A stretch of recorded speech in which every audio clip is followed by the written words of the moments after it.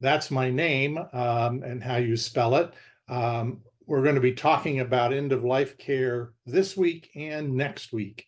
So we do it in two parts so that we can answer questions for you and try to cover two of the most important topics in this discussion, end-of-life care.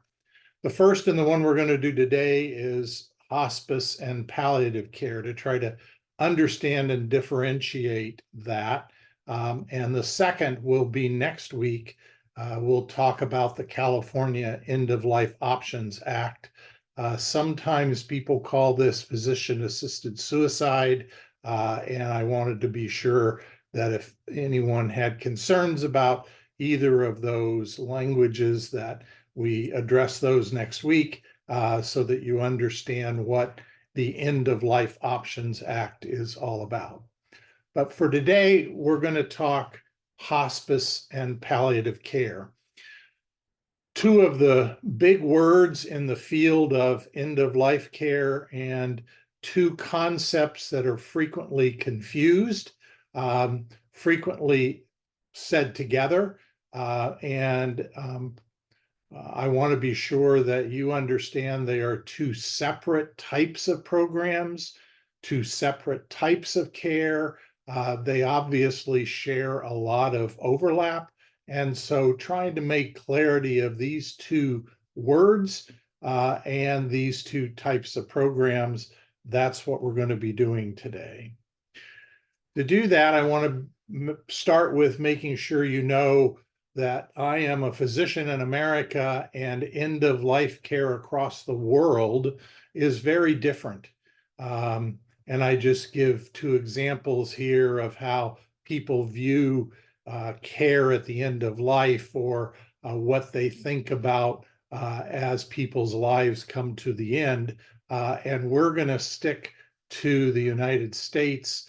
And in particular, I'm particularly interested in what happens in California and Ventura County. So that'll be the areas that I'll talk about. I've been doing end-of-life care in Ventura County for 38 years. I helped Livingston in 1986 begin the first medical model Medicare certified hospice program. I've been teaching about hospice and end-of-life care throughout those 38 years to various members of the community and groups and physicians at all the hospitals and in all the venues. And I've taught about hospice and palliative care across the United States to groups of physicians. So I'm very comfortable with this topic, and am happy to try to help you and answer any questions. So we're going to stick to dying, and we're going to stick to hospice and palliative care in America. Let me start with the concept of dying, because dying is not an easy thing to talk about, not an easy thing for people to listen to, but to understand that we all will die at some point in our lives. That's what is the destiny of all humans. And in fact, all animals, anything that lives, has a growing older process and a dying process, whether you're an elephant, an ant, or an oak tree, or a human being. You grow up, you age, you develop varieties of diseases, and then you approach your death and then die. When you think about dying in America, we can go back to the era when our ancestors first came to this shore, and recognize that in the time frame of Jamestown, the average age of dying was below 40. Most people lived to be in their late 30s, and died typically of, as this I think shows pretty well, the elements were harsh, infections were common, people died in a pretty young age of their life. And since that time, This is a graph showing you life expectancy in the United States. And I began it, or it has begun, in 1850. So between the Jamestown era and the Civil War era, much hadn't changed in our ability to avoid dying under the age of 40. But soon after the Civil War, we started developing some better understanding of nutrition and health and sewage, and developing ways in which we could prevent some things from happening. And so the average age of staying alive slowly advanced through the 1890s to 1930s. And then right around the era of World War II, the 40s, we developed antibiotics, immunizations, and the era of modern medicine that has now pushed the average age of death to near 80. This is a poster that was used during World War II and showed the, thanks to penicillin now, wounds that were lethal in the field of combat, people could survive and come home. The little smaller box in the bottom left corner from an ordinary mold, that's where penicillin was first isolated and made its way into society and use. Sulfa drugs, obviously around the same time frame, so antibiotics and vaccines, and then became the era of what I call modern medicine. The concept of CPR was developed in the 60s. We started doing ICU care in the 60s, and kidney transplants, the mid 60s, heart transplant first in the world in 67, a pancreas transplant in 1980. And so all in all, we have been able to keep people alive so that no longer do we have the fear of what death is early on. And acute deaths, deaths from infectious diseases, deaths from organs that stop working, heart attacks are very rare these days. Not unheard of. Obviously, people do die of heart attacks, but the vast majority of what we're seeing in the concept of people dying is what I label here at the bottom of the slide a chronic death. A death in which we develop whatever illnesses are going to get to us, and we live with those illnesses, getting treatment for those illnesses until at some point treatment is no longer effective and we end up dying of those illnesses.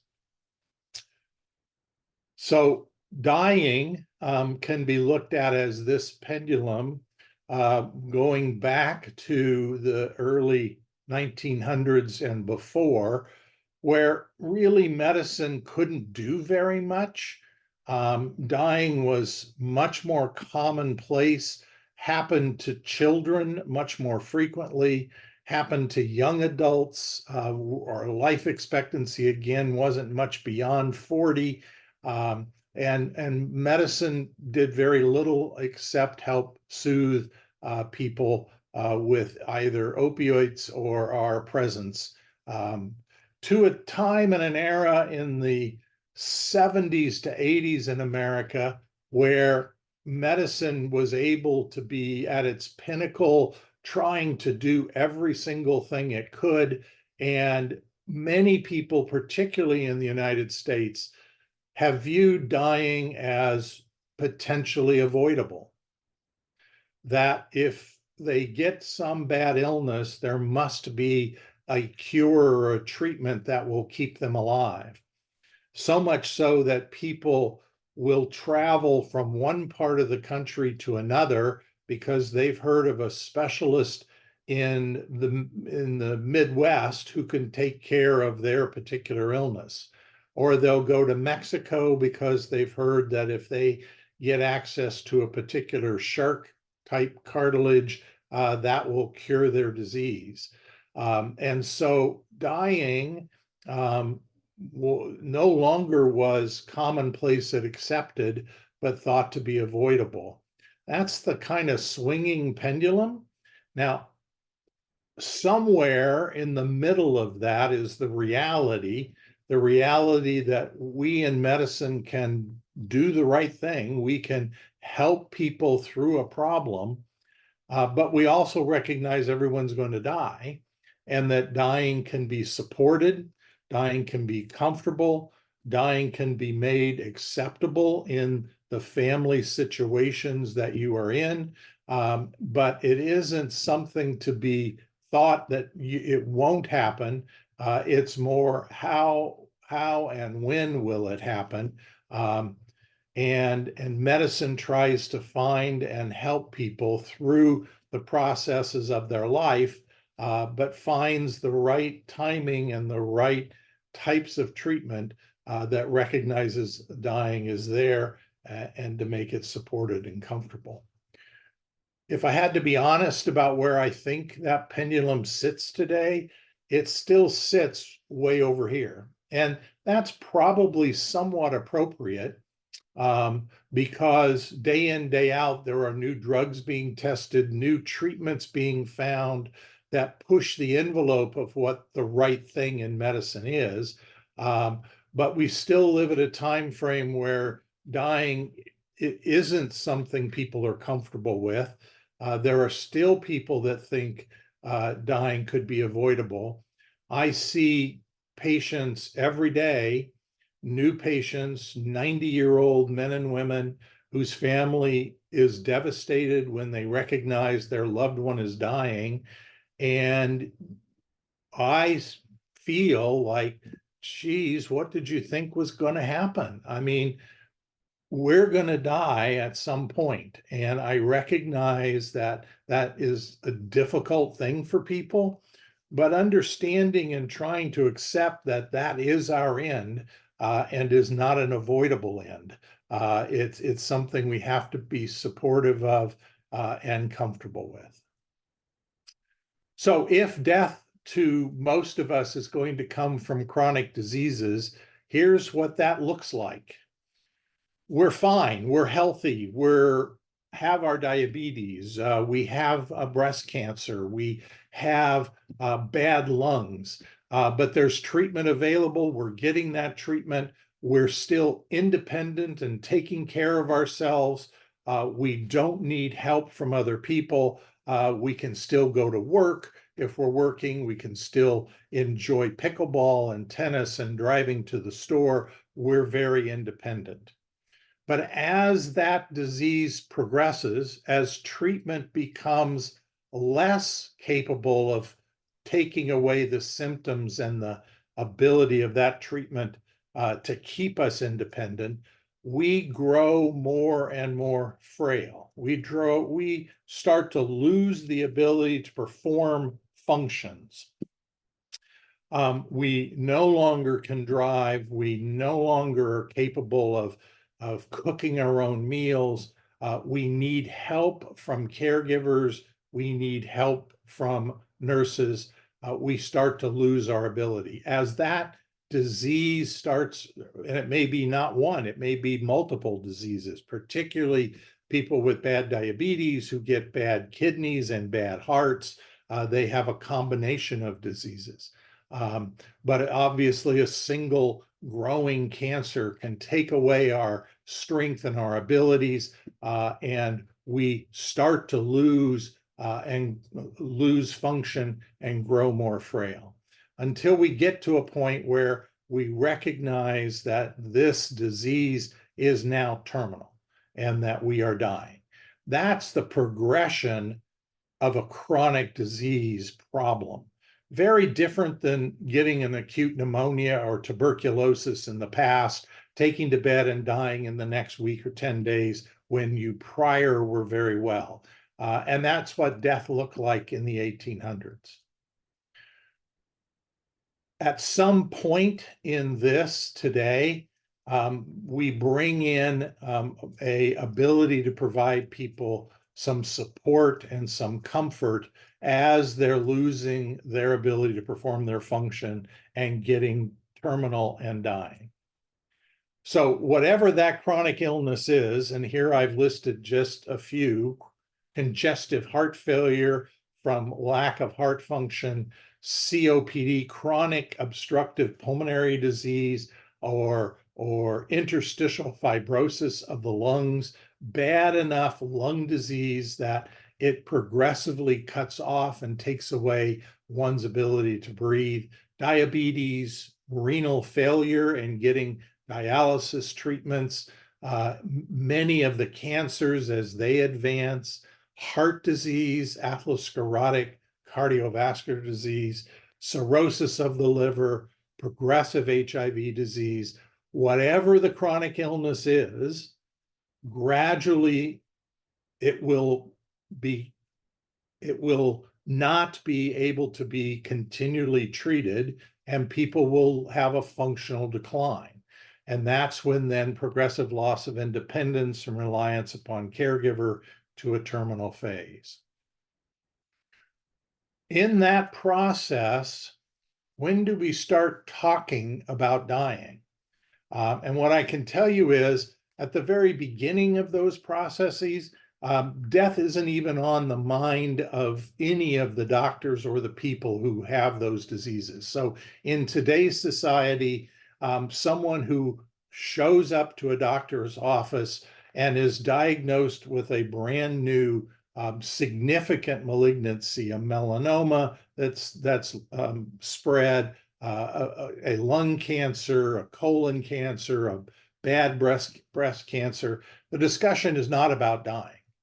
The discussion is about how are we going to better confirm and diagnose, and what tests and x-rays and PET scans are we going to do, and what treatment do we have available that will help you. And death is not part of that discussion.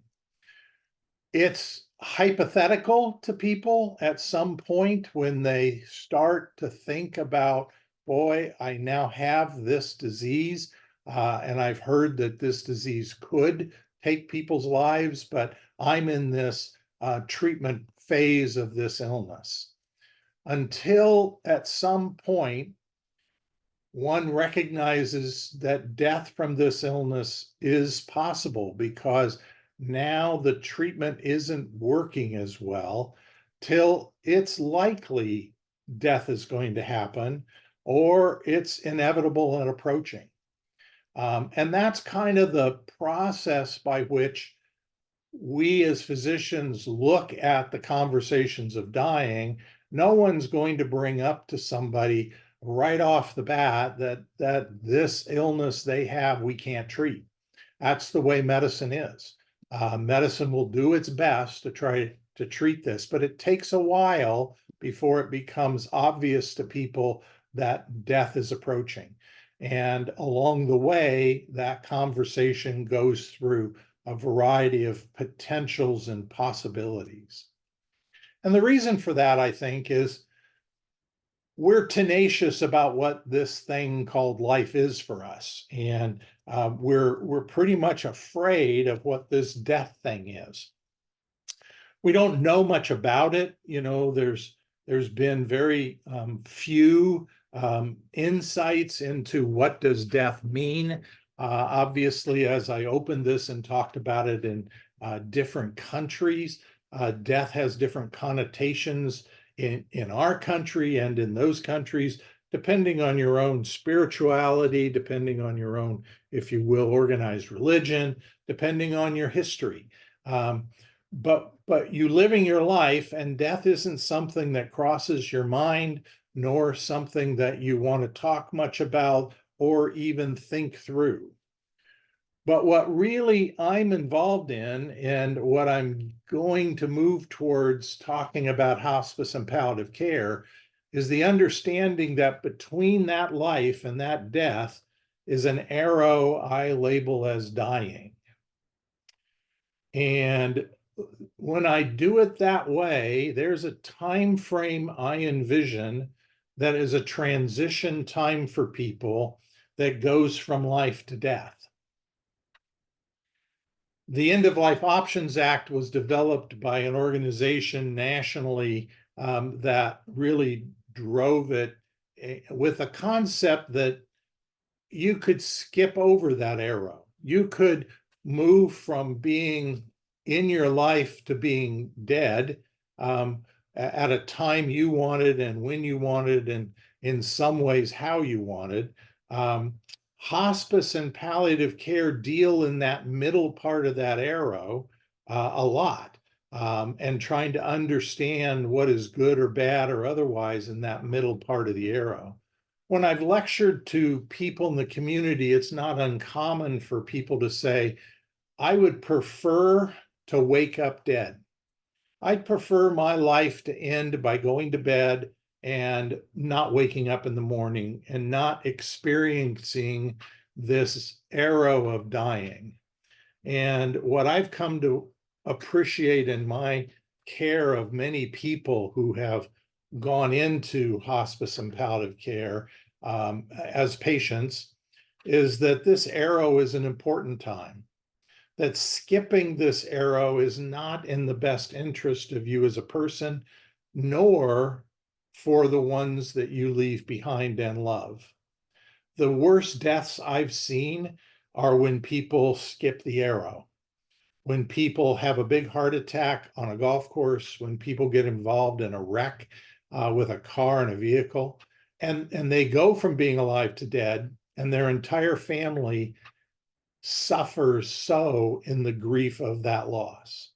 Because one of the parts of this dying arrow is to appreciate the individual who is going through this, to have the ability to close chapters of people's lives, and to support those that we're leaving behind. So to me, this arrow is a lot about us as people and a lot about the people we love who have been part of our lives.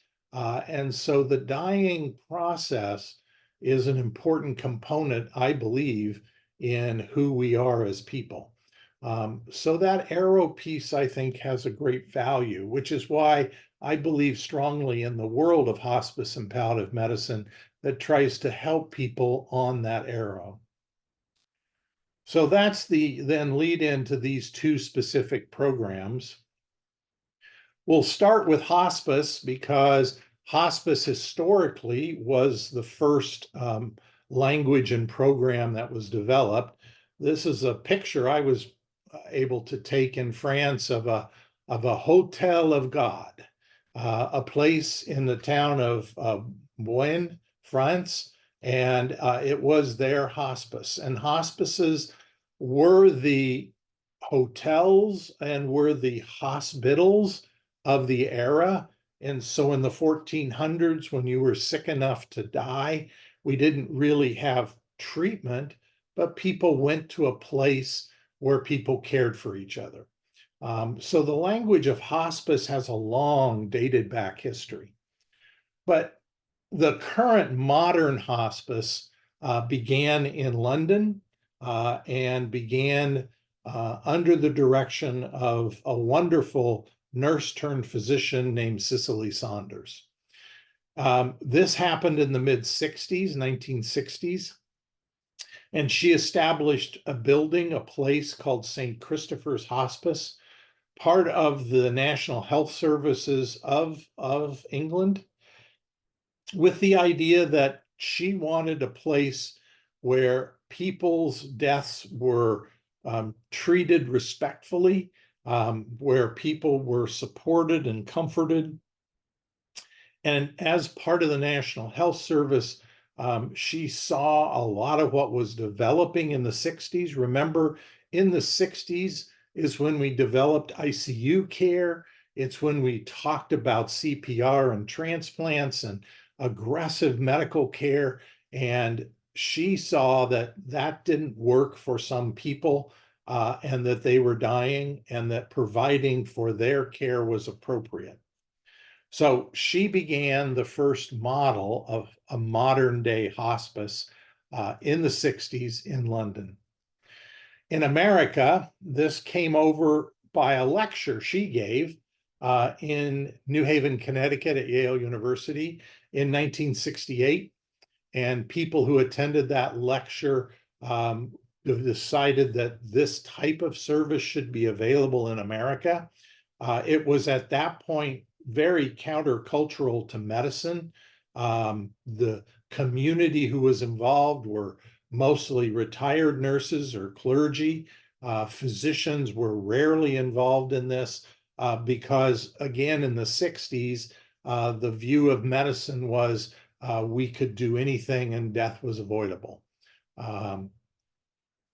Then by 1982, Medicare understood the value of this, much like the National Health Services in the UK, and developed the Medicare Certified Hospice Benefit, which allowed hospices to be better understood, to grow and expand, and to bring modern hospice care to America.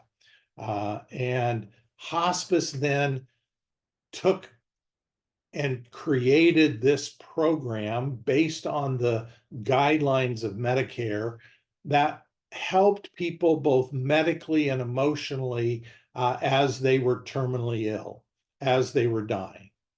The care that people received was not in a building necessarily, although there were some hospices like St. Christopher's that were developed in America, but it occurred in people's homes, and it focused on relieving symptoms and supporting families, patients who had a life expectancy of 6 months or less. The emphasis of this care is comfort, not curing. These individuals have diseases that have gotten them to the point that they can no longer be cured. And the focus then is comfort, trying to help that patient and that family have a peaceful and meaningful dying time, to be on the arrow of dying and support them through a program that brings people to them that focus on symptom control and creating a meaningful experience. Who are the people? In the world of hospice, it's labeled an interdisciplinary team. And obviously the center of that team is the patient and the family. My role at the top of this diagram is as the overseer of the medical side of this care. The physician to my right on this diagram is the patient's primary doctor, who frequently can still be involved in this, although many physicians feel like once someone's entered into hospice, that's not their expertise and will back off from that. Nurse practitioners or physician's assistants can add to this care. Another crux of this whole interdisciplinary team are nurses. And the nurses are individuals who actively are involved in the management day in, day out of that patient and their family. There are certified nursing aides who will come and do bathing, who will help with personal care for that patient. There are grief specialists who help and work with the family after the patient's died, but also while they're still actively involved in the hospice program. Chaplains trying to help address the emotional, spiritual side of this patient and their family. There are volunteers and there are social workers. So the team of concept of trying to encircle that patient and their family in the arms of individuals who knowingly understand that this person is dying and that that's going to be a loss, to try to make this time in hospice on the arrow peaceful, comforting, and controlled symptoms. That's the structure of hospice. That's what Medicare created. And what Medicare created changed care in America because every single health insurance payer, every single program that's been set up in America has modeled and followed the Medicare guidelines on how this is developed. Key points in those guidelines. Medicare believes that people are appropriate to be on care when the prognosis is 6 months or less. In fact, they break it down into two 90-day periods. That's 3 months and 3 months.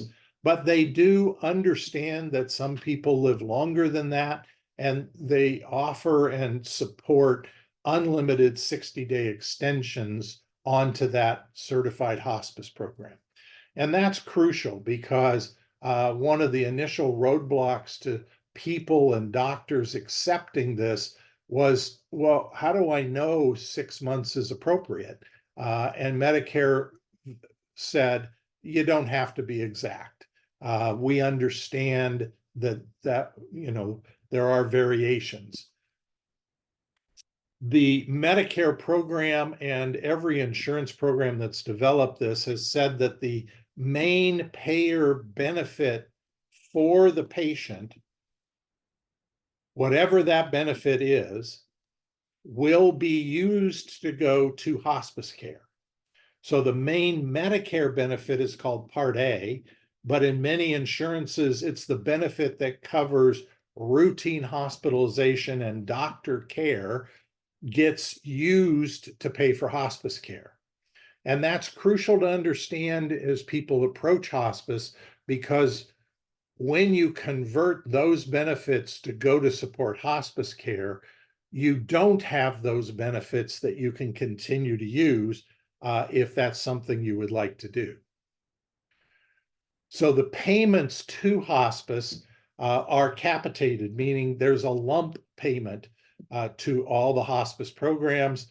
That payment is supposed to support visits by the staff, the IDG, the interdisciplinary group, and its meetings, equipment the patient might need, any medications the patient might need, any type of respite the patient might need, hospitalization, bereavement, the whole concept of hospice paid by capitated payments coming from the patient's benefit plan to hospice to cover that care. But because it's converted over, then that care that you would normally get in your benefit now comes to hospice, and you don't have it to utilize for other parts. So entering again back into hospitals or ERs or seeing regular doctors is the payment for that goes away to support the payment for hospice care. Now, one of the things Medicare did is said, maybe this doesn't work for people, so people can always stop a hospice program once they've entered it if they don't believe it's appropriate for them. And they've given people a way to go back so that they have their main benefit available to them should they feel that hospice is not where they want to be. So it's not a one-way street. It can go back and forth. Over time, Medicare support has allowed growth in hospices there. By 2020, what this shows you is there's 5,000 hospices in America. About 1.7 million people enrolled in a hospice program in America today. How much time do the average person spend on hospice care? Just a little over 3 months. So the concept that it was a designed program for 6 months of time works. Most people are on care for about 3 months. That means, since that's average, there were people who were on care for several days. And there are people who are on care for several years. But most people fall in the middle of that with an average time to death from enrollment in hospice of just over 3 months. When do you become eligible for hospice? What are the criteria that makes you able to sign into hospice? Well, age does not matter. There are hospices programs available for children. There's hospice programs available for non-Medicare beneficiaries. Any payer will cover hospice. In fact, there are hospices, and Livingston is one of those, that provide care to people who don't have any resources to pay for it.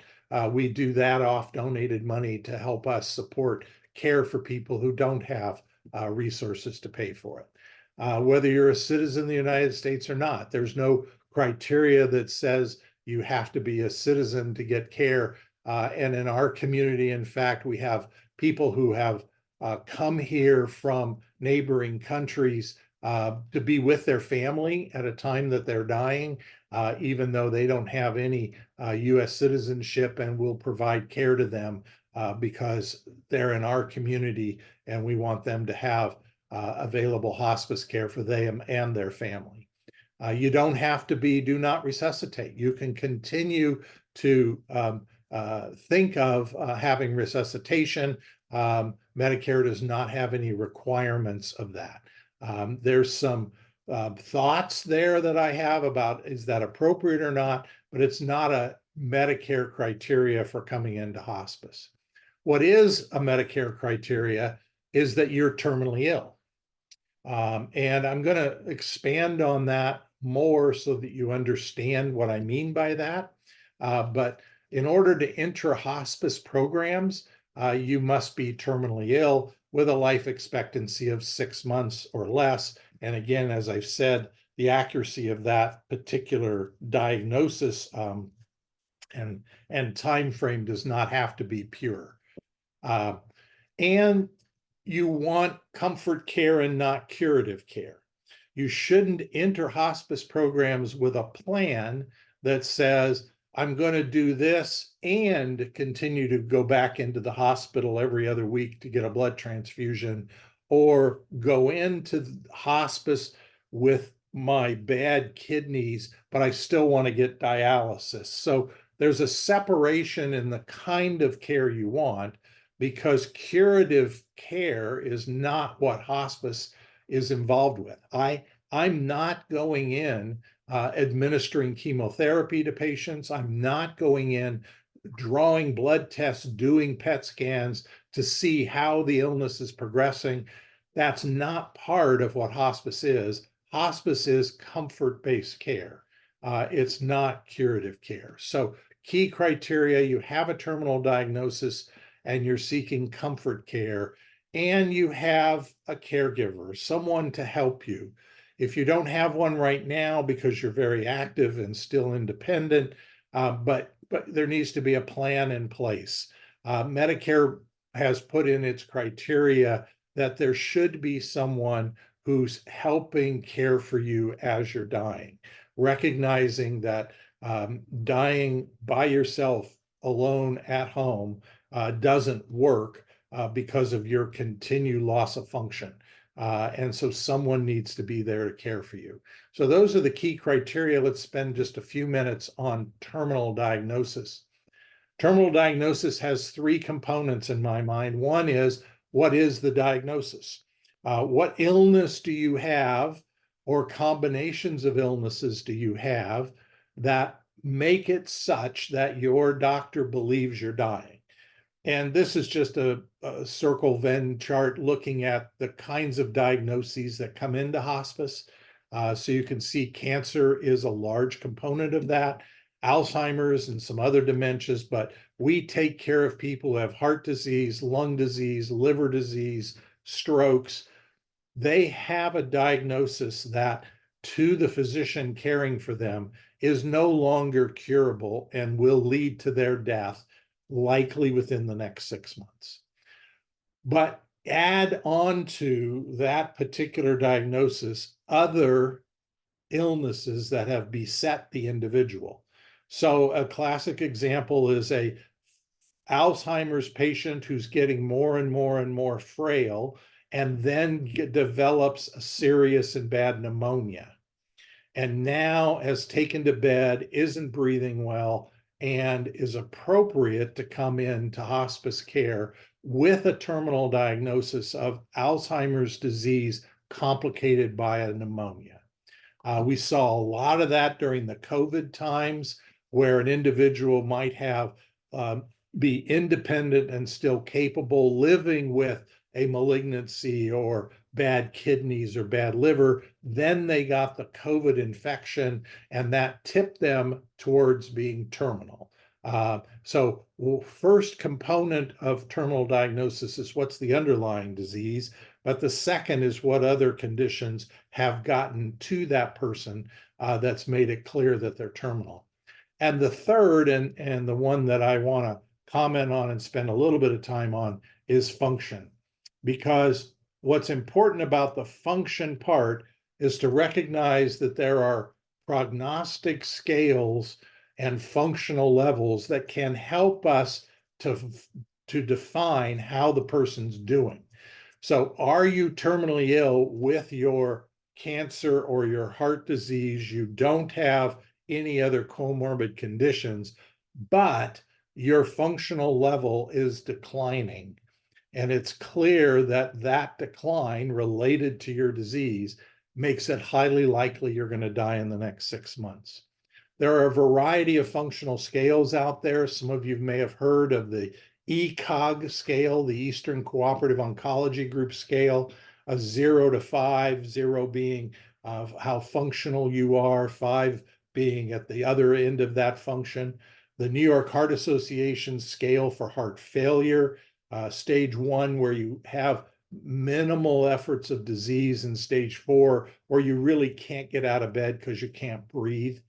A FAST scale for Alzheimer's disease with stages of 1 through 7. There are some 7As and 6B levels, those kinds of, that's why I put the ABCs on there, that says with this illness, you start to lose function, and here's the level at which you're at. So the terminal disease plus your other illnesses, and then what has that done to your function, helps define for Medicare your terminal status. We use an overall scale for any illness, and this was developed by the Victoria Hospice in Canada, and it's called a Palliative Performance Scale. And this scale is used nationally by most hospices. And it defines along the left-hand column what is your palliative performance scale number or level. 100% is I'm fully ambulatory, I can do a normal activity, I go to work, I have no evidence of my disease, I can take care of myself, I eat everything that I want to, and I'm fully conscious. Down to a 0 level where I have died. And as you can see down the ambulation column, you go from fully ambulatory and then at 50% mainly sitting, or 30% totally in bed. So gradually the illness you have takes its toll on your ability to function, and you end up bedbound. The majority of people coming into hospice care are around 40 to 30%. Now, people who have a terrible malignancy spread throughout their body might have the ability still to get up and move around and be at a PPS level of 70, but we know and can predict that this illness will spread relatively rapidly, and they'll be at an appropriate terminally ill level of 30 or 40 pretty quickly. So you can enter hospice care even if your PPS level is high, depending upon what your terminal disease is. But if you have Alzheimer's disease and that's your terminal illness, your PPS level to enter hospice should be 30% or less. The last part of the criteria from Medicare, the second part was, besides having a terminal disease, that you would be seeking comfort care and not curative care. In particular, not using a hospital or an emergency room anymore, getting your care from the hospice team for whatever you need. In particular, therapies that are related to your disease, like dialysis for kidney failure or blood transfusions or chemo or radiotherapy, are not part of the hospice program. So people will not enter hospice if they continue to get those treatments. If there are therapies that are unrelated to the terminal diagnosis, so some examples of that is you're dying of a bad malignancy, but you've had renal failure and dialysis before, you can continue to get dialysis because you're not dying of your renal failure. So hospice can be appropriate for people and they continue dialysis. Or you continue your pacemakers or your insulin shots or flu shots or cataract surgery or any other illnesses unrelated to why you're dying that you want to continue can be looked at by the hospice program as unrelated to your terminal disease, and you can still enter hospice treatment. So that is hospice care. Let me shift and make sure you see and understand the difference between that and what is palliative care. So palliative care in America has specific criteria, just like hospice care, that have been defined and discussed. The time frame of that is it began around 1990, so much closer to us than what hospice care began. And the reason for that is it really developed out of the recognition that hospice care was not being accepted the way people thought it should be. And so the concept that maybe there was a more a more acceptable word for people, and palliative care became the language that people used in order to explain better to people so that more people would be involved in it and earlier than what they would be involved in hospice care. Palliative care is defined just like hospice care, with care that's focused on the relief of pain and stress and other symptoms, but not of a terminal disease, but a serious bad disease. This is not dependent on being terminal. It's not dependent on the prognosis.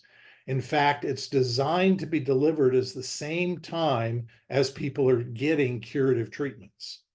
The goal of palliative care is to relieve suffering and provide people the best possible quality of life for the patient and their family. So you can see it has a lot of similarities to what hospice is, but key, you don't have to be terminally ill, and you're not giving up your right to get treatment for your illnesses. So really, all hospice is a subset of palliative care.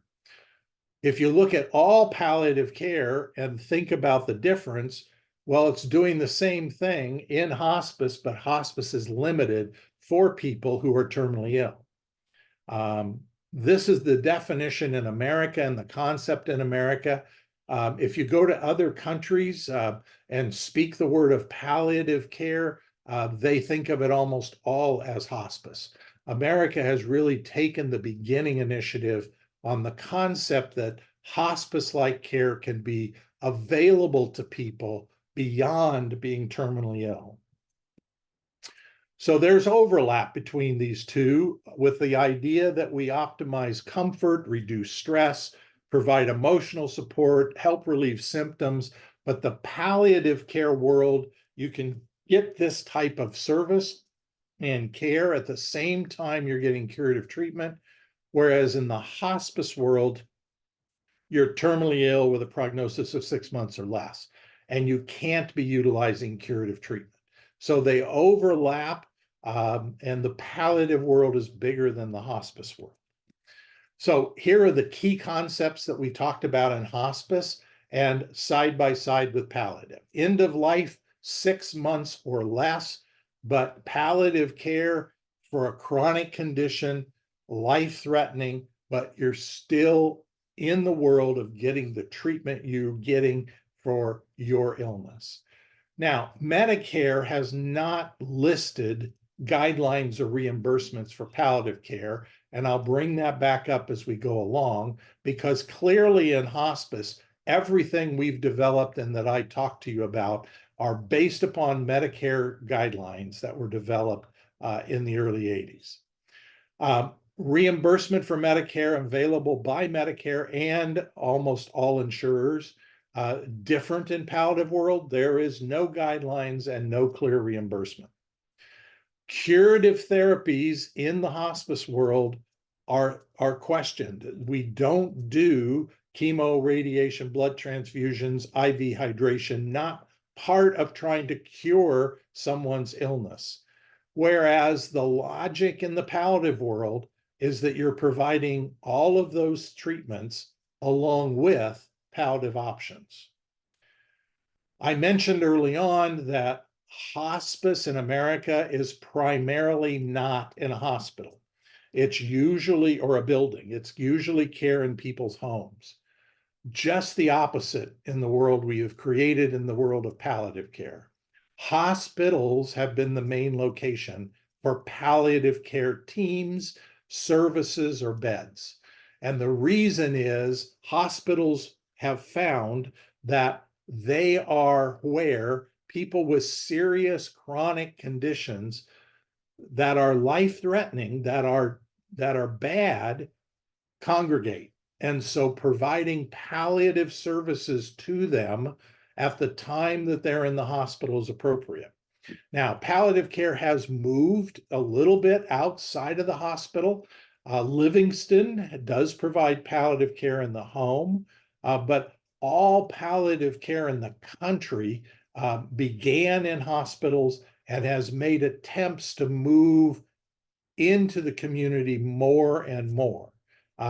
So the two programs are in many ways starting to merge together with the logic that we're really caring for the same population. We're just using language differences, and there is clear guidelines and written reimbursement for one, and there isn't for the other. I believe that guidelines and reimbursement will come.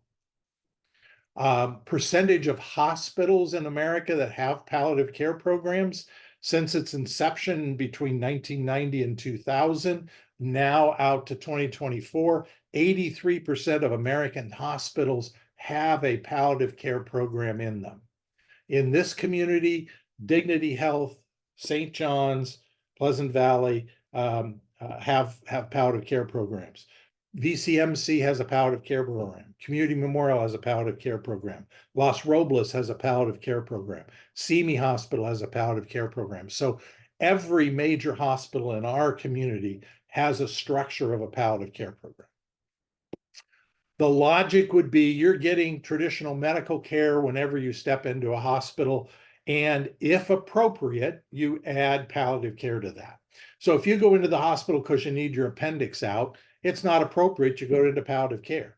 But if you go into the hospital because your heart failure continues to get worse and worse, and you're in the hospital 2 or 3 times over several months, the hospital is going to get palliative care involved in your care to ensure that you're supported with this bad illness that you have. So it's traditional medical care, adding palliative care, and then at the appropriate time, hospice can be involved. So curative therapy, and at some point, as that curative therapy is working on that chronic disease, palliative care gets involved at the same time. And then at the end, as that disease becomes terminal, hospice care can be involved.